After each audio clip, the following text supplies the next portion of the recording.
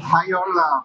I am here to introduce you to our knowledge product, Global Teak Resources and Market Assessment, which is brought out as the IUFRO World Series publication, Volume 44.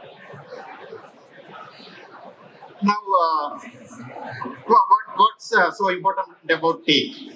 You see, teak is one of the most important tropical hardwood species, which what you call challenges the other hardwood species in the premium market.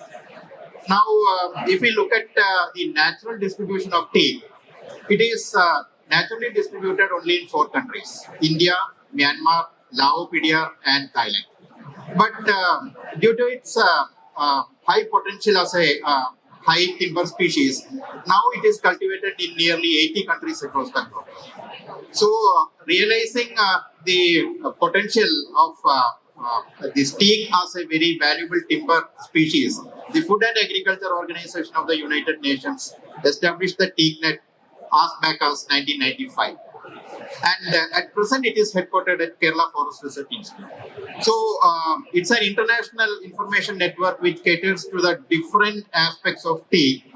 And it regularly conducts exhibitions, trainings, and major events like the World Teak Conferences. The recent World Teak Conference that took place was in Ghana in 2022, wherein it was felt that there has been no comprehensive assessment on the teak resources and markets. So basically, this was the motivation which enabled us to take up this work with the support of IUFRO and the Food and Agriculture Organization of the United Nations. Now, how it was done? It was actually, as I have said, now teak is cultivated in nearly 80 countries, which is spread across Africa, the South Asia and Southeast Asia, Oceania, then the Central and South Americas. So it's a huge spread across the world, and to have a very comprehensive assessment, what we had to do is we had to identify first 5 regional coordinators for 5 different regions who will be able to contact the country focal points or the persons who are in charge of official records who can give us the data. So it was the first challenge that we had to tackle with. Then, as you know that all these regions, though English is a common language, there are some language what you call interpretation difficulties. So the questionnaires were derived in 5 different languages like Chinese, Spanish, then Portuguese, French, and of course English. And all of these countries were contacted for collecting the data. For this, we had to utilize the collaborative networks and also the modern tools that we had been developed over the past 25 to 27 years in TEAKNET. Now, once the data started pouring in, there was, of course, a huge amount of data that was coming into our common pool. So it had to be subjected to a plausibility check. We had to check whether the data is agreeing with the normal trends, and whenever some error was found, we had a mechanism to review it, get back to our collaborators, then re-verify it, and so that the maximum what you call the quality of the data has to be assured when we are bringing out a product of this sort. Then of the 80 countries that we had contacted, we could get response from nearly 72 countries, and it was only 72 countries said that okay, we are happy, which is still maintained on a commercial scale.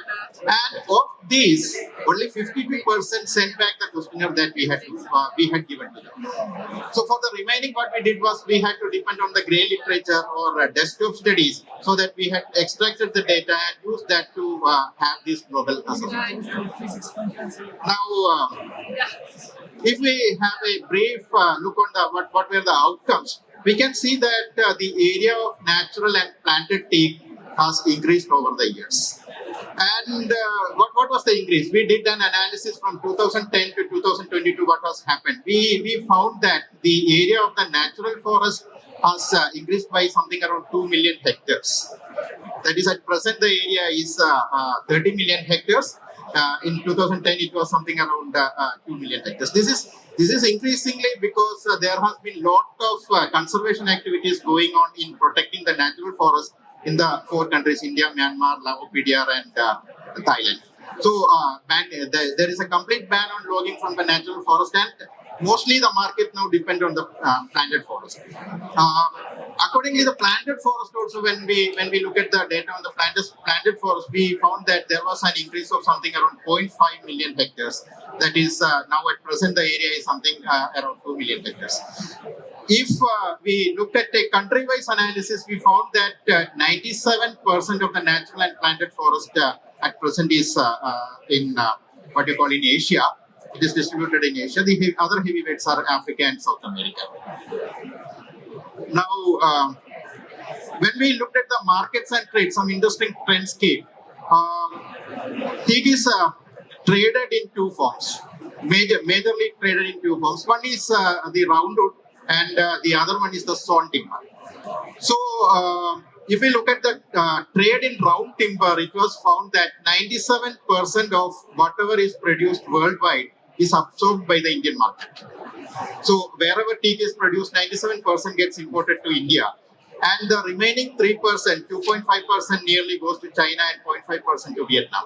So, if we look at the scenario of roundwood in teak, India is the major market, and whatever is absorbed, whatever is brought to India is absorbed domestically. That is, the domestic market of India uses 97% of the teak produced worldwide. Then, as for China and Vietnam, basically they act as something like a processing hub. They produce, they convert it into new products and export it into different markets, Middle East and the European market.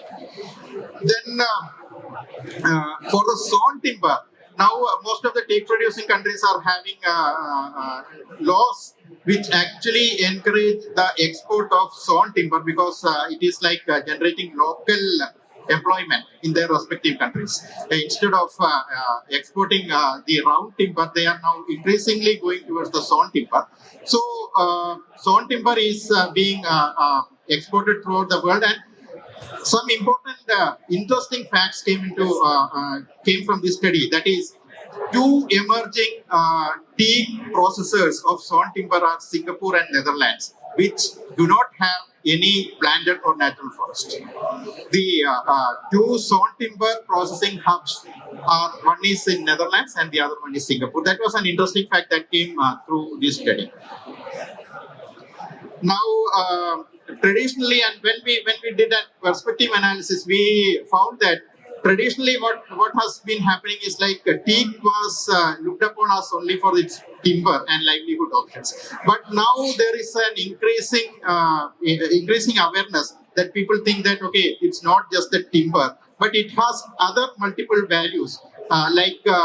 For example, when teak plantations are there, the plantations, of course, in Asia and some areas of South America, we have long rotation, 50-60 plantations. But majority of the commercial plantations, say, have short rotations like 20 to 30 years. But even 20 to 30 years is a good time period. What people perceive it is this sort of plantations having 20 to 30 year rotations have put less pressure on the natural forest. That is, the natural forest can be kept aside for conservation or ecological or environmental aspects, whereas the other needs of the local community can be met from these plantations. So that was an interesting perspective that came out of this particular this thing. So, and we tried to look at the carbon sequestration potential of these plantations, because these are 20 to 30 year old minimum rotation plantations. What is the carbon sequestration potential of these plantations? So what we found out that we didn't go into the natural forest, we just looked at into the planted forest of something around 5 million hectares of plantations that could store something around 22 million tons of carbon dioxide. That is another aspect which can be factored into the plantation management, because there are emerging carbon market scenarios, though it is very difficult to tap, I know, but still the estimations are there, And once this potential gets into what you call is more available, becomes more available, people can tap into this resource as well. This this output, which was brought out by nearly 6 months of intensive study, including 5 regional coordinators and hundreds of contributors from 80 different countries. We are proud to launch this publication before this August audience. So thank you. The hard copy of this publication will be available at the IUFRO SBDC booth, which is here in the exhibition stall, and a detailed presentation of the results of this particular study would also be made in our side event, which is going to take place on 28 June in the room K21. So thank you all.